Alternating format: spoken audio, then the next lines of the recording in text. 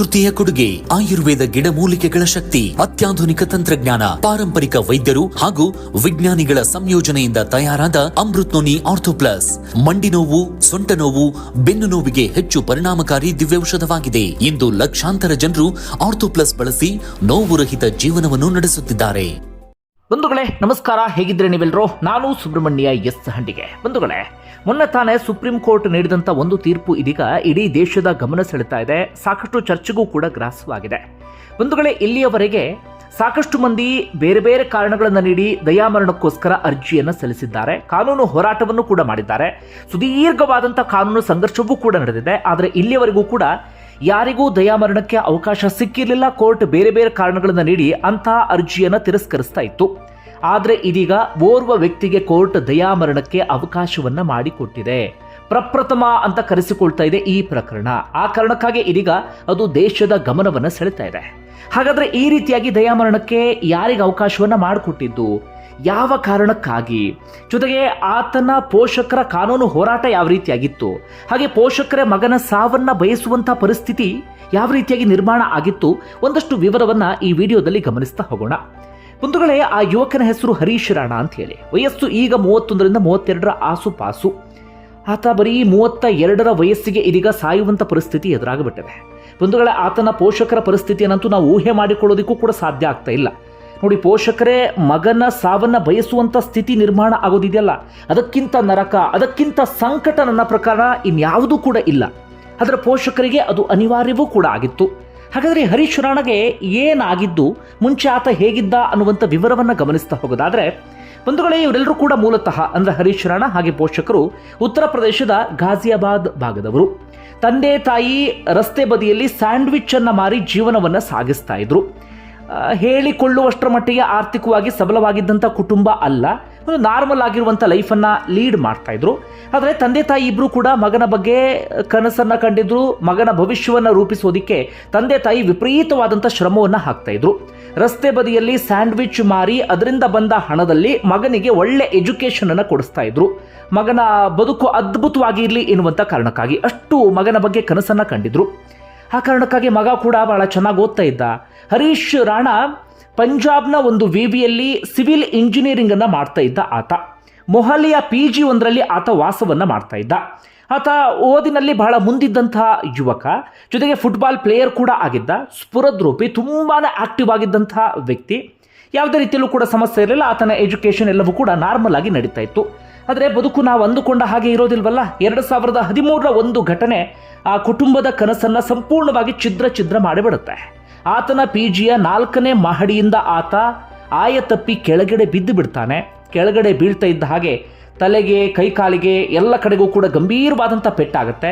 ಸ್ವಲ್ಪ ದಿನಗಳ ಕಾಲ ಆತನಿಗೆ ಆಸ್ಪತ್ರೆಯಲ್ಲಿ ಚಿಕಿತ್ಸೆಯನ್ನು ನೀಡಲಾಗುತ್ತೆ. ಅದಾದ ಬಳಿಕ ವೈದ್ಯರು ಘೋಷಿಸಿ ಬಿಡ್ತಾರೆ, ನೀವು ಮನೆ ಕರ್ಕೊಂಡು ಹೋಗಿ, ಆತ ಕೋಮಾಗೆ ಜಾರಿದ್ದಾನೆ ಅಂತ ಹೇಳಿ. ಬಂಧುಗಳೇ, ಅಪ್ಪ ಅಮ್ಮನ ಪರಿಸ್ಥಿತಿಯನ್ನ ಆ ಸಂದರ್ಭದಲ್ಲಿ ಊಹೆ ಮಾಡ್ಕೊಳ್ಳಿ. ರಸ್ತೆ ಬದಿಯಲ್ಲಿ ಸ್ಯಾಂಡ್ವಿಚ್ ಮಾರ್ತಾ ಇದ್ರು.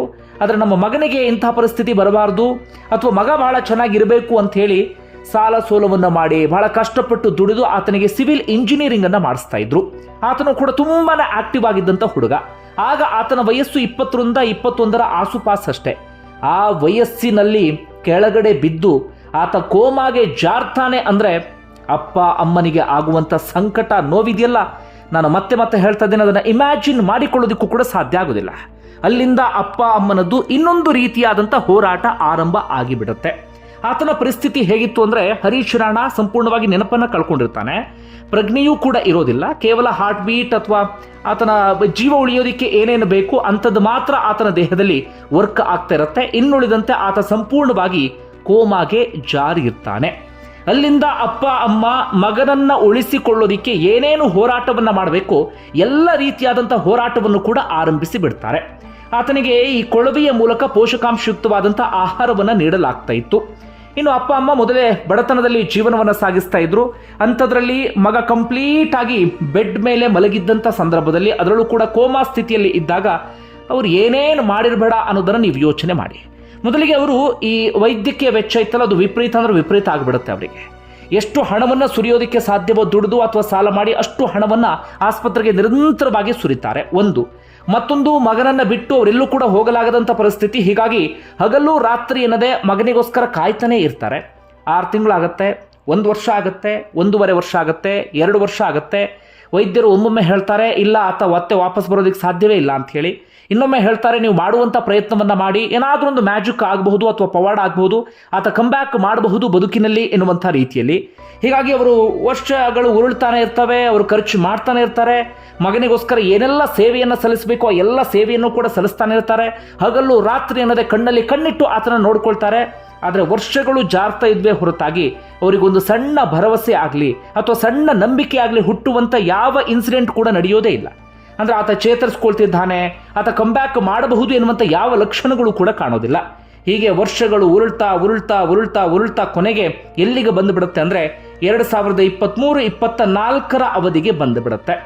ಆಗ ಅಪ್ಪ ಅಮ್ಮನಿಗೆ ಅನ್ಸುತ್ತೆ ಮಗ ಪ್ರತಿದಿನ ಸಾಯ್ತಿದ್ದಾನಲ್ಲ, ಅದನ್ನು ನೋಡೋದಕ್ಕೆ ನಮಗೆ ಸಾಧ್ಯ ಆಗ್ತಿಲ್ಲ ಅಂತ. ಹೋದರೆ ಒಂದೇ ಸರ್ತಿ ಹೋಗಿಬಿಡ್ಲಿ, ಪ್ರತಿದಿನ ಆತ ಸಾಯೋದು ಅಥವಾ ಪ್ರತಿದಿನ ಆತ ಸಂಕಟ ಅನುಭವಿಸೋದು, ನೋವನ್ನು ಅನುಭವಿಸೋದು ನಮ್ಮ ಕಣ್ಣಾರೆ ನೋಡೋದಕ್ಕೆ ಸಾಧ್ಯವೇ ಇಲ್ಲ ಅಂಥೇಳಿ ಅಪ್ಪ ಅಮ್ಮನಿಗೆ ಅನ್ಸೋದಕ್ಕೆ ಶುರುವಾಗುತ್ತೆ. ಅವರು ಕೂಡ ಪ್ರತಿದಿನ ಕಣ್ಣೀರು ಹಾಕ್ತಾ ಇದ್ರು. ಆ ಮಗನ ಪರಿಸ್ಥಿತಿಯನ್ನು ನೋಡೋದಕ್ಕೆ ಸಾಧ್ಯ ಆಗದೆ ಅವರು ಒದ್ದಾಟವನ್ನು ಅನುಭವಿಸ್ತಾ ಇದ್ರು. ಆ ಸಂದರ್ಭದಲ್ಲಿ ಅಪ್ಪ ಅಮ್ಮ ಒಂದು ಗಟ್ಟಿ ನಿರ್ಧಾರಕ್ಕೆ ಬಂದು ಬಿಡ್ತಾರೆ. ಅಂಥ ಒಂದು ಡಿಸಿಷನ್ ತೆಗೆದುಕೊಳ್ಳೋದು ಬಹಳನೇ ಕಷ್ಟ. ಅವರೊಂದು ಡಿಸಿಷನ್ಗೆ ಬರ್ತಾರೆ. ಅವ್ರು ಹೇಳ್ತಾರೆ ಮಗನಿಗೆ ದಯಾಮರಣವನ್ನು ಕಲ್ಪಿಸಿ ಅಂತ ಹೇಳಿ ಹೈಕೋರ್ಟ್ಗೆ ಅವರು ಅರ್ಜಿಯನ್ನು ಸಲ್ಲಿಸ್ತಾರೆ ಆರಂಭದಲ್ಲಿ. ಆಗ ಅಪ್ಪ ಅಮ್ಮ ಹೇಳಿದ್ದೇನಪ್ಪ ಅಂದರೆ ನಮಗೆ ಪ್ರತಿದಿನದ ಆತನ ಸಂಕಟವನ್ನು ನೋಡೋದಕ್ಕೆ ಸಾಧ್ಯ ಆಗ್ತಾ ಇಲ್ಲ, ಜೊತೆಗೆ ನಮಗೂ ಕೂಡ ವಯಸ್ಸಾಗ್ತಾ ಇದೆ. ನಾವು ಹೋದ್ವಿ ಅಂತಾದರೆ ಆತನನ್ನು ನೋಡಿಕೊಳ್ಳುವಂಥವ್ರು ಯಾರು? ಅದಾದ ಬಳಿಕ ಆತನ ಪರಿಸ್ಥಿತಿ ಹೇಗಿರುತ್ತೆ ಅದನ್ನು ಊಹೆ ಮಾಡಿಕೊಳ್ಳೋದಕ್ಕೂ ಕೂಡ ನಮಗೆ ಸಾಧ್ಯ ಆಗ್ತಾ ಇಲ್ಲ. ಹೀಗಾಗಿ ಆತನಿಗೆ ದಯಾಮರಣ ಬೇಕು ಅಂತ ಹೇಳಿ ಅರ್ಜಿ ಸಲ್ಲಿಸ್ತಾರೆ. ಅಲ್ಲಿಂದ ಕಾನೂನು ಹೋರಾಟ ಆರಂಭ ಆಗುತ್ತೆ ನೋಡಿ. ಯಾಕಂದ್ರೆ ನಮ್ಮ ಕಾನೂನಲ್ಲಿ ದಯಾಮರಣಕ್ಕೆ ಸಂಬಂಧಪಟ್ಟ ಹಾಗೆ ಯಾವುದೇ ಸ್ಪಷ್ಟವಾದಂಥ ವ್ಯಾಖ್ಯಾನ ಇರಲಿಲ್ಲ. ಹಿಂದೆ ಸಾಕಷ್ಟು ಮಂದಿ ದಯಾಮರಣಕ್ಕೋಸ್ಕರ ಅರ್ಜಿಯನ್ನು ಸಲ್ಲಿಸಿದ್ದಾರೆ. 20 ವರ್ಷ 25 ವರ್ಷ ಕೋಮದಲ್ಲಿ ಇದ್ದಂಥವರು. ಆದರೆ ಯಾರಿಗೂ ಕೂಡ ಬೇರೆ ಬೇರೆ ಕಾರಣಗಳಿಗೆ ಅವಕಾಶ ಸಿಕ್ಕಿರಲಿಲ್ಲ. ಆದರೆ 2018ರಲ್ಲಿ ಒಂದು ಸ್ಪಷ್ಟವಾಗಿ ಕೋರ್ಟ್ ಹೇಳಿತ್ತು. ಏನಪ್ಪ ಅಂದರೆ ಘನತೆಯಿಂದ ಸಾಯೋದು ಸಂವಿಧಾನದ ಮೂಲಭೂತವಾದಂಥ ಹಕ್ಕು ಎನ್ನುವಂಥ ರೀತಿಯಲ್ಲಿ 2023ರಲ್ಲಿ ಒಂದು ಮಾರ್ಗಸೂಚಿಯನ್ನು ಸಿದ್ಧಪಡಿಸಿ ಅದಕ್ಕೊಂದಷ್ಟು ತಿದ್ದುಪಡಿ ಅಂಥದ್ದೆಲ್ಲವನ್ನೂ ಕೂಡ ಮಾಡಿತ್ತು. ಅದೇ ಆಧಾರದ ಮೇಲೆ ಇವರ ಅರ್ಜಿ ಹೈಕೋರ್ಟ್ನಿಂದ ಸುಪ್ರೀಂ ಕೋರ್ಟ್ಗೆ ಹೋಗುತ್ತೆ. ಯಾಕಂದರೆ ಹೈಕೋರ್ಟ್ನಲ್ಲಿ ಅರ್ಜಿನ ತಿರಸ್ಕರಿಸ್ತಾರೆ. ಹೈಕೋರ್ಟ್ ಹೇಳಿದ್ದೇನಪ್ಪ ಅಂದರೆ ನಿಮ್ಮ ಮಗ ಇದೀಗ ವೆಂಟಿಲೇಟರ್ನಲ್ಲಿ ಇಲ್ಲ, ಅಂದರೆ ಕೃತಕ ಸಾಧನಗಳ ಮೂಲಕ ಆತ ಉಸಿರಾಡೋದು ಅಂಥದ್ದೇನೂ ಕೂಡ ಆಗ್ತಾ ಇಲ್ಲ. ಹೀಗಾಗಿ ಆತನ ಜೀವವನ್ನು ತೆಗೆಯುವಂಥ ಹಕ್ಕು ನಮಗಿಲ್ಲ ಎನ್ನುವ ರೀತಿಯಲ್ಲಿ ಹೈಕೋರ್ಟ್ ಹೇಳುತ್ತೆ. ಹೀಗಾಗಿ ಅವರು ಸುಪ್ರೀಂ ಕೋರ್ಟ್ಗೆ ಹೋಗ್ತಾರೆ. ಸುಪ್ರೀಂ ಕೋರ್ಟ್ನಲ್ಲಿ ಮತ್ತೊಂದು ರೀತಿಯಾದಂಥ ಕಾನೂನು ಹೋರಾಟ ಅಥವಾ ಪ್ರಕ್ರಿಯೆಗಳೆಲ್ಲವೂ ಕೂಡ ಆರಂಭ ಆಗುತ್ತೆ. ಸುಪ್ರೀಂ ಕೋರ್ಟ್ ಆರಂಭದಲ್ಲಿ ಮಾಡಿದ್ದೇನಪ್ಪ ಅಂದರೆ ಪ್ರಾಥಮಿಕ ಹಾಗೆ ದ್ವಿತೀಯ ವೈದ್ಯಕೀಯ ಮಂಡಳಿಯನ್ನು ರಚನೆ ಮಾಡುತ್ತೆ. ಆ ಮೂಲಕ ವೈದ್ಯರ ಸಲಹೆಯನ್ನು ಕೇಳಲಾಗುತ್ತೆ ಅಥವಾ ವೈದ್ಯರಿಂದ ಸ್ಪಷ್ಟವಾದಂಥ ವರದಿಯನ್ನು ತರಿಸಿಕೊಳ್ಳಲಾಗುತ್ತೆ. ಆಗ ವೈದ್ಯರು ಬಹಳ ಸ್ಪಷ್ಟವಾಗಿ ಹೇಳ್ತಾರೆ, ಅಂದರೆ ಏನು ಹೇಳ್ತಾರೆ ಅಂದರೆ ಈತ ಬದುಕುಳಿಯುವಂಥ ಯಾವುದೇ ಚಾನ್ಸಸ್ ಕೂಡ ಇಲ್ಲ, ಜೊತೆಗೆ ಮುಂದಿನ ದಿನಗಳಲ್ಲಿ ಆತನ ಪರಿಸ್ಥಿತಿ ಇನ್ನಷ್ಟು ಕಠಿಣವಾಗುವಂಥ ಸಾಧ್ಯತೆ ಇದೆ.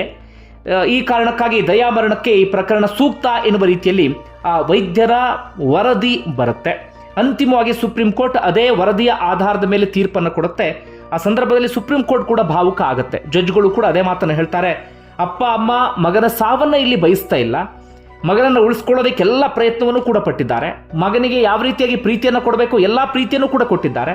ಆದರೆ ಈಗ ಬಯಸ್ತಾ ಇರೋದು ಸಾವಲ್ಲ, ಮಗನಿಗೊಂದು ನೆಮ್ಮದಿಯಾಗಿರುವಂತಹ ಮುಕ್ತಿ, ಇದು ಅವರಿಗೆ ಅನಿವಾರ್ಯ ಆಗಿದೆ. ಹೀಗಾಗಿ ನಾವಿದೀಗ ಐತಿಹಾಸಿಕ ತೀರ್ಪನ್ನು ಕೊಡ್ತಿದ್ದೀವಿ ಎನ್ನುವ ರೀತಿಯಲ್ಲಿ ಹರೀಶ್ ರಾಣಾಗೆ ದಯಾಮರಣಕ್ಕೆ ಕೋರ್ಟ್ ಒಪ್ಪಿಗೆಯನ್ನು ಕೊಡುತ್ತೆ.